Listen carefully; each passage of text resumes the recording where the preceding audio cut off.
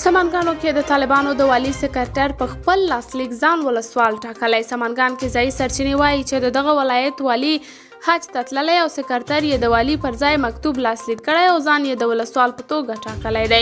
د دغه مکتوب یوه کاپي چې دوشنبه د چنګاښ پر 28 له 800 ورځپاڼې سره شریک شوی د سمنګان له والي عبدالرحمن کندوزي پر ځای قاري زبیر موسزی پرې لاسلیک کړی دی.